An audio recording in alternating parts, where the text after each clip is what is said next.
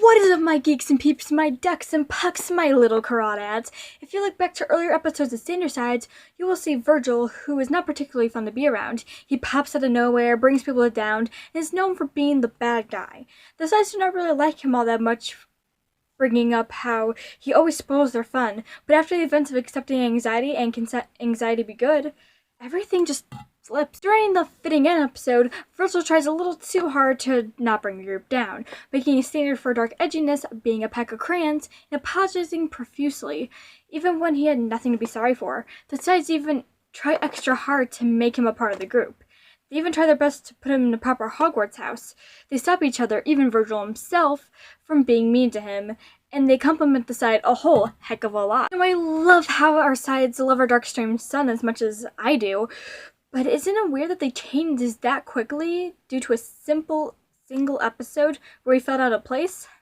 I do understand that they realize how important Virgil is, but that doesn't mean that they would normally start acting completely different to him.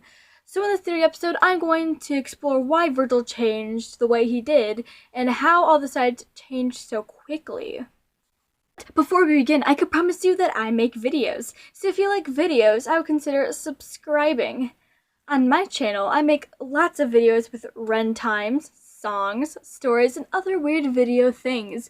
So if you like a type of video that videos, this channel was made for you. One note I'd like to point out also before we begin is that I hate calling the sides like the scene Remus dark sides. If we really get into it, any side could be technically a dark side. So for that, I am calling the sides in Remus's category the Misfits. I also have a merch store with different logos that come on shirts, sweaters, zip-ups, and mugs. Please support me. Now that promoting is out of the way, we will start with why Virgil was the way he was before the events of the 2 Accepting Anxiety videos. If you recall back to the first episode that Virgil appeared in with Superwoman, he was a different side from what we remember him as. He was fresh out of the clutches of the Misfits. He was darker and edgier than ever. Virgil was all-around downer, but we still had no idea why he left the Misfits for the light sides. There's been some speculation going around that Virgil left the Misfits to make himself and Thomas better, to leave the mistreatment of his peers and hopefully benefit himself and Thomas. But why did he act so mean and rude toward the main sides and Thomas if that is all he wanted? Virgil must have taken the route when he started out, being new to the group. He says during the song Incomplete Puzzle Song, "You once knew me as real gloomy, this weird spooky broody dude, 'cause I knew you listened to me as too scary to ignore." In these lyrics, he says so himself, but because we do not know how he acted while he lived with the Misfits, he could have been just the same way. But I have always wanted to prove that statement wrong. Once again, it is not clear why he left Deceit, Remus, and the Orange side. It could have been because he was too anxious around them, or he was being abused, or the 3 of them excluded him and made him feel worthless. So he may have been weakened over time by the Misfits, and only switched to being his main self because of the influence of his Misfits, thinking that was the way to get the main sides to listen to him. But until we have more information on the life before making the transition, that little bit is only up in the air. Now that we have the background on Virgil out of the way, we can discuss how and why the main sides acted the way they did towards Virgil before the events of Accepting Anxiety. First, I want to bring up the first side who interacted with Virgil, Roman. Roman, before the events of Accepting Anxiety, thought of Virgil as the villain of the story, the dragon to his knight. He made it painfully clear to us and to Anxiety that he did not like the angsty trait. He called him names, made him out to be the bad guy in the cartoon skit, and moaned whenever he came into the picture. Now it gets trickier when it comes to discuss why Roman was like this. As Roman brings up, here's the dreamer. The only thing that keeps Thomas from pursuing any big adventure is fear. Which, I don't know if you noticed this or not, but Virgil is the embodiment of fear. Ah, I bet you didn't know that. The more you know. Anyway, that is one of the biggest reasons that Virgil must not like him, is the fact that Virgil stops Roman from doing the things he wants to do. We're popping proudly for our Pappy Patton. He never really disliked Anxiety, but I would be lying if I said Patton always was the kind cookie to him. Remember, Thomas was scared of Virgil, and to an extent still is. As we learned, Patton is connected to all of Thomas's fears. Virgil points out the scary and lists all the things that could go wrong, but Patton is the one who has been scared of all those things. As an example, Patton is extremely scared of spiders. So is Thomas, but Virgil loves spiders. His room is covered in them. Back on topic, we know that Patton must be scared of pre-accepting anxiety Virgil since Thomas is. We know Patton has always loved our Stormcloud when he's on screen, but he has admitted that he could be a gloomy goober. I am pretty sure he didn't mean that in a low light, though. Lastly, we were moving on to Logan. We can conclude that he really never hated anxiety as much as we could say slightly disliked. Except for a couple of things here and there, Logan hasn't really showed disliking towards the character. Even compared to Patton, he is nicer to Virgil. Now, of course, he has his moments too. Logan called Virgil a fetus and he said he was stubborn as ever, but he always knew in the back of his mind that Virgil was doing his job.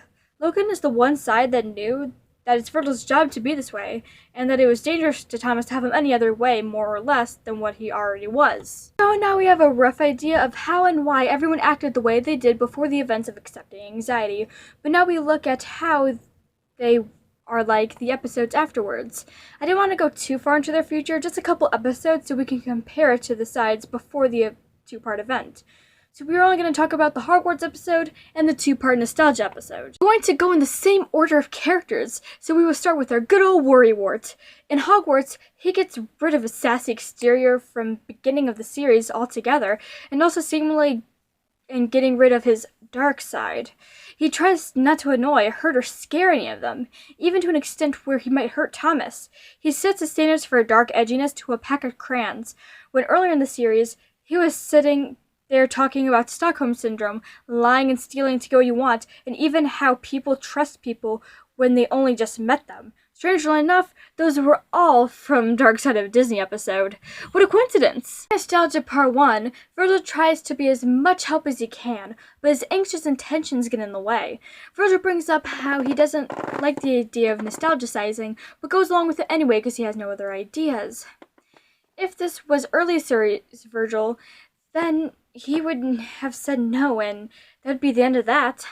Instead of creating a barrier so that Thomas could only go in one direction, Virgil lets him take the road, even if he doesn't like it. He is a lot more chill in the nostalgia episodes, being less sassy and brutal to more quiet and worried. His anxious is more anxiety, but he is less powerful in a sense. That makes sense. Probably doesn't, though. I never make sense. Since when do I make sense? Does it look like it makes sense? I don't make sense. Now, out of the three main sides, Roman seems to be the one who has changed the most. During this time, he has lowered his amount of insults to Virgil, and he hasn't started calling Logan names yet. So he is really no longer the bully for the time being.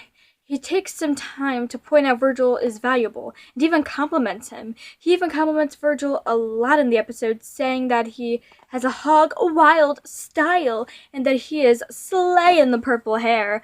Of course, we won't be able to say much about him or Patton during the nostalgia episodes, because they were mostly upset, and we won't be able to have an accurate judgment of them.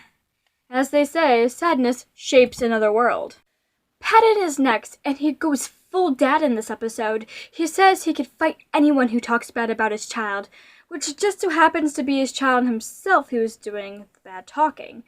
Patton makes up random things that confuse everyone, like shadowy but angelic songbird, and even, just like Roman, compliments the heck out of the side, and not just the jacket part. That was really cool. But the minor things, he goes from normal everyday father and treating his kids equal to favoring Virgil over the other two. Logan has been the side who has changed the least.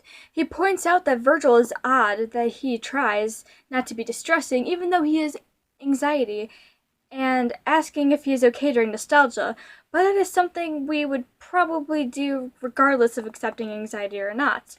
The one thing that he did do this time that he wouldn't really do, or at least as easily any other time, is hear the side out.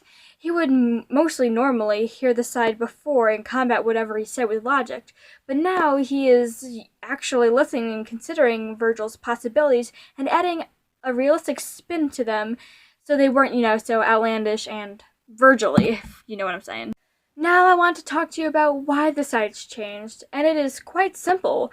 They didn't want to hurt Virgil.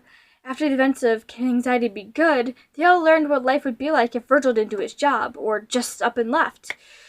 They do not want Thomas to be unproductive, so they were nice to Virgil so that Thomas wouldn't turn into a lazy slob, that he wasn't accepting anxiety. Over time, once Virgil changed himself to be less scary, and over time, the sides started liking him because he wasn't the Virgil he used to be. Now we look at why Virgil changed, and that is because he wanted to be a part of the group. The way to do that was to be less scary, be more quiet, be less harsh, and to stop being everything that he was in the first part of the series. There is a huge difference between Virgil from becoming a cartoon and Virgil from fitting in, and those two were the episodes before and after the events of the 2-part anxiety special. It's almost scary to see how much he changed and how fast. Now we come to the question that I started the video with. Is Virgil really a changed entity? The answer is, now he is. Back in the Harry Potter episode, and a few after that, it almost seems like Virgil's forcing himself to be the way he is, so that the other sides like him. Then, by embarrassing phases, he found a balance between the way he was meant to be and the way he wanted to be. This is how we got to the changed Virgil that everyone knows and loves today. This is all a part of the personal growth process. He had to want to change, to try to change, then find a comfortable middle. No matter what Deceit says during house cleaning, Virgil changed and improved. Well, that's it! Happy early birthday, Thomas! Speaking of Thomas's birthday, I am doing a special birthday Sandersides spectacular tomorrow. So if you want to see that, make sure you subscribe and hit the notification bell to be notified when I upload that, or anything else I upload for that matter. Let me know in the comments below your thoughts on the theory and any other video or theory video that I should make in the future. Make sure you click the link down below to donate to Hope from Home so that we could get nurses extra scrubs and find a cure so that we could leave our houses and help people in need.